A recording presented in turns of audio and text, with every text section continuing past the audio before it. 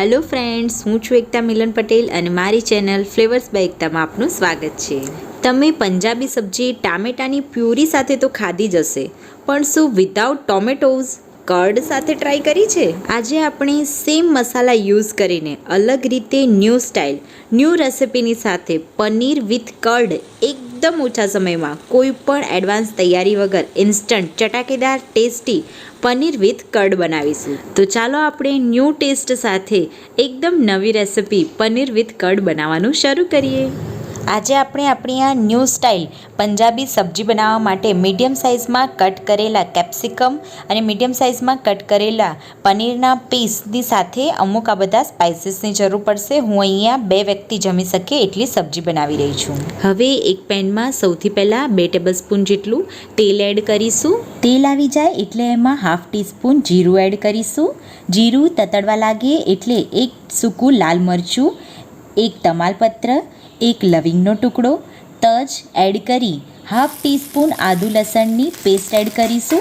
ત્યાર પછી medium સાઇઝમાં cut કરેલું એક મોટું કેપ્સિકમ એડ કરી મિક્સ કરતા જઈ તેલમાં કેપ્સિકમને સાંતળી લઈશું। હવે સબ્જીમાં half teaspoon chilli flakes, half teaspoon oregano, 1/3 teaspoon મરી પાવડર, હાફ ટીસ્પૂન હલ્દી પાવડર, હાફ ટીસ્પૂન ધાણા જીરું પાવડર, 1/3 ટીસ્પૂન લાલ મરચું પાવડર, મીઠું સ્વાદ અનુસાર અને 1 ટીસ્પૂન ખાંડ એડ કરી સબ્જીમાં બધા મસાલાને હલાવી મિક્સ કરી લઈશું। અહીં બાળકો ખાવાના હોવાથી મેં લાલ મરચું પાવડર ઓછું એડ કરેલ છે। તમે વધારે સ્પાઇસી ખાવા માંગતા હોવ તો વધારે લાલ મરચું પાવડર એડ કરી શકો છો।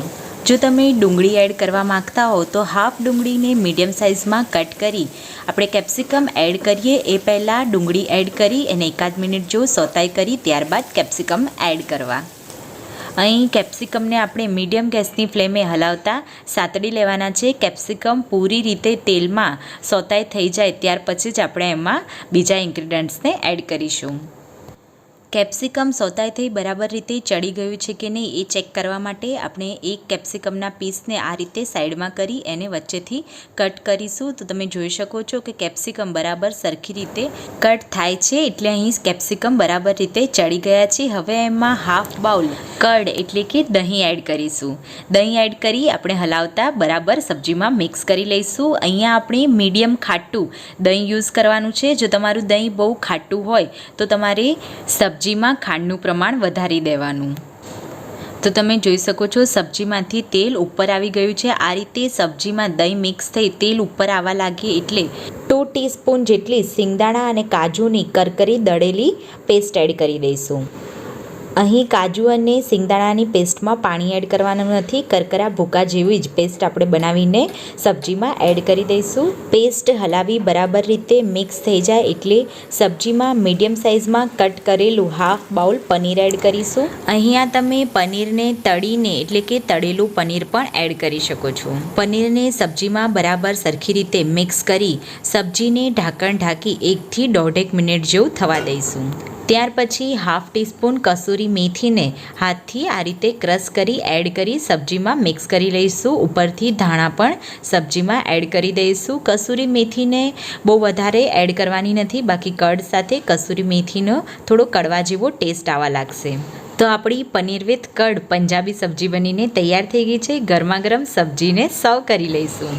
પનીર વિથ કર્ડ નાન, રોટી, પરોઠાની સાથે રાઈસ સાથે પણ બહુ જ ટેસ્ટી લાગે છે। જો તમે રાઈસ સાથે પનીર વિથ કર્ડ એન્જોય કરવા માગતા હો તો સબ્જીમાં દહીંનું પ્રમાણ થોડું વધારે રાખવાનું। આપણે જે કાજુ અને સિંગદાણાની પેસ્ટ એડ કરી હતી એનું પ્રમાણ થોડું ઘટાડી દેવાનું જેથી સબ્જીમાં ગ્રેવીનો પાર્ટ વધારે રહે અને રાઈસ સાથે ખાવામાં પણ મજા આવે। પનીર વિથ કર્ડ ખાવામાં બહુ જ ટેસ્ટી લાગે છે અને કોઈ જ એક્સ્ટ્રા મહેનત વગર ફક્ત 10 જ મિનિટમાં બનીને તૈયાર થઈ જાય છે। જો તમે એક જ ટાઈપની સેમ પંજાબી સબ્જી ખાઈને બોર થઈ ગયા હોય તો મારી આ ન્યૂ સ્ટાઇલ પંજાબી સબ્જી બનાવી જરૂરથી ટ્રાય કરજો। ઘરમાં બધાને ચોક્કસથી પસંદ આવશે। તો મારી આજની ન્યૂ પંજાબી સબ્જીની રેસિપી તમને સારી લાગી હોય તો મારો વિડીયો લાઇક કરી ચેનલને સબસ્ક્રાઈબ કરવાનું ભૂલતા નહીં। તો આવતો વિડીયો આવે ત્યાં સુધી આવજો।